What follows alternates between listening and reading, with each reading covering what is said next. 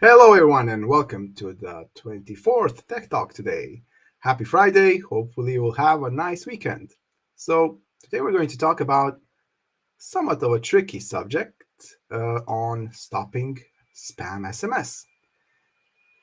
First, we need to kind of identify what spam SMS actually is, because we can get some out of the ordinary messages on our phone, and they could be really regular messages that are just fine, but we forgot about something, and it seems like they shouldn't be there, but actually they should. So we need to figure out, if is this SMS, is it a spam SMS if we got it on our phone? So usually spam SMSs are about some sort of a coupon, some sort of a package delivery, some sort of an award system where you are suddenly a part of um, some award system, some way of being a part of some uh, contest or something like that. So it's basically something that you wouldn't expect, and you did not apply to this contest. So, and it could be very emergency like. It could be information about your account. You get an SMS that has a weird sender like Panasonic or something like that, and you get a message from that provider saying that your account on their website has been compromised. So you get a sense of emergency because information about your account, something is wrong, and you go ahead and quickly click on the URL provided on that SMS. That is usually the case, and that is called smishing. I will talk about what is smishing. Smishing is actually a process where the a phishing site, a site that is actually disguised to look as an official site of your, for example, delivery company, looks like the delivery company's website, official website, but actually it isn't. It uses the same logo, it uses the same colors, it looks like it, but it actually isn't. You will find out really fast that this is actually some sort of a scam when, and usually what happens is that those sites ask you in a few steps, they ask you for your credit card number, credit card information, any type of other information that they could use in order to get the money from you or get some extra valuable information from you. So it is actually a path of using SMS, not email, but SMS as getting those information or basically putting you in that fraud system. So it is something that you need to be aware of. So the most, a lot of ill SMSs, text messages are actually those. They try to get you to another site where you deliver the information needed. Or simply, they could use a weird sender, or they could use a simple message from an ordinary number.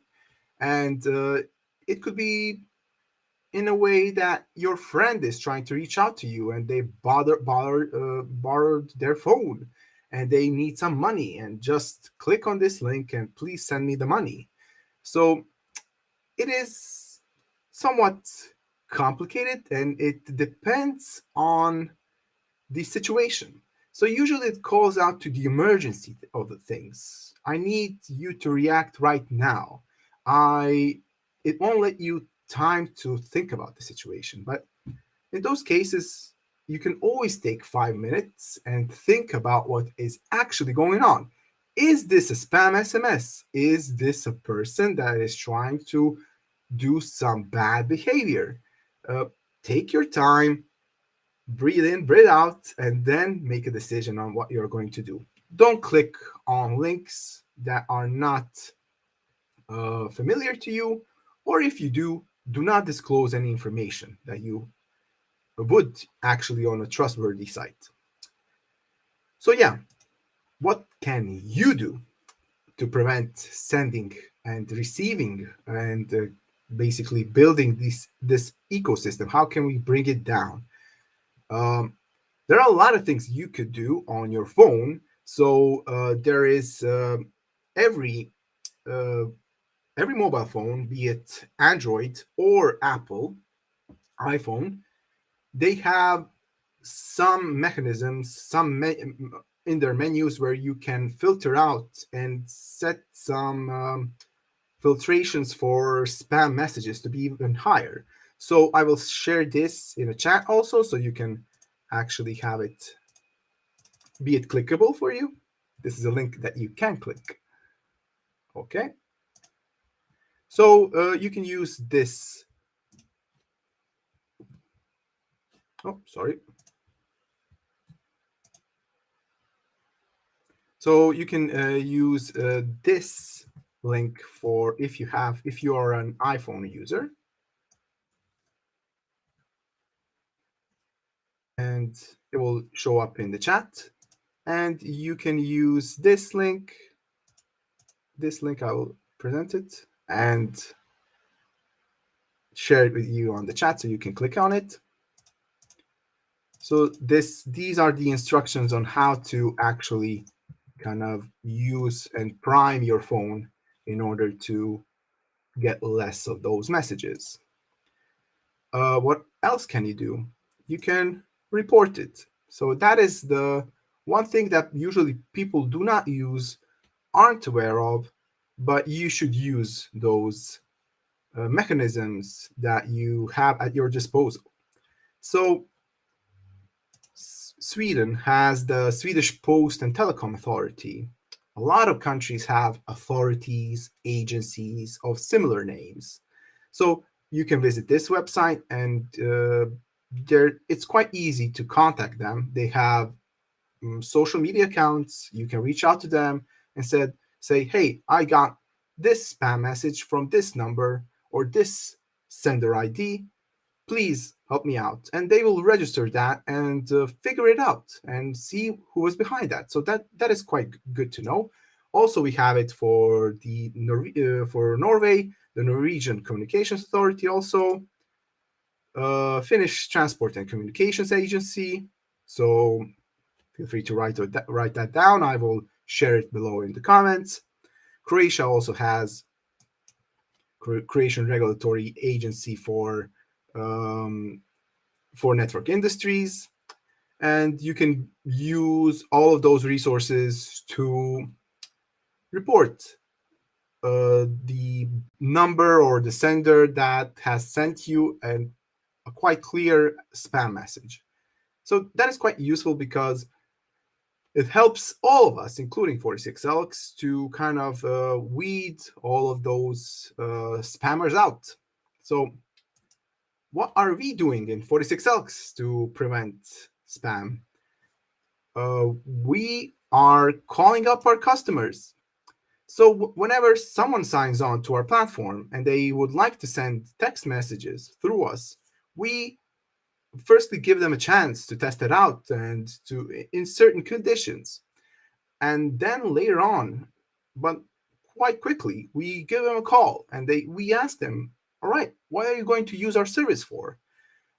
We kind of are curious because we are quite curious on how our service is going to be used, and a lot of good things are found out in that way. But we are curious if that person has an intention to use our service in a way that isn't quite okay or even legal. So if that person has perhaps a misconception that this is all right, we kind of warn them and say, hey, perhaps that isn't a good idea because you will violate some rules and regulations by doing that. So it's nice to call up your customers, and our customers love it when we talk to them and kind of say hi. So yeah. Also, we have an internal anti-spam system that basically filters out all the messages before delivering them to the recipients. So you are all practically users of Gmail system, and I'm quite sure that all of you at one point got got a spam message, got a spam email, even though Google spends millions and millions and the top minds work on it. Emails that have some sort of a spam content have the tendency to basically get to your inbox every now and then, even though Google puts the best effort not to for that not to happen. So that is quite interesting, and we should be always on our toes and kind of be on the lookout. And it is easier if we all pay attention to what we click on and where we share our information in general. So, yeah, that's pretty much it. It's a short way of talking about spam SMS. It's not a nice topic, but it's nice to cover it and to see what you can do and what we are doing in order to kind of nullify it, to stop it, to make it more manageable at least. Yeah, so that's pretty much it. Thank you all for watching. Hopefully you'll have a nice weekend. Spring is here. So yeah, bye.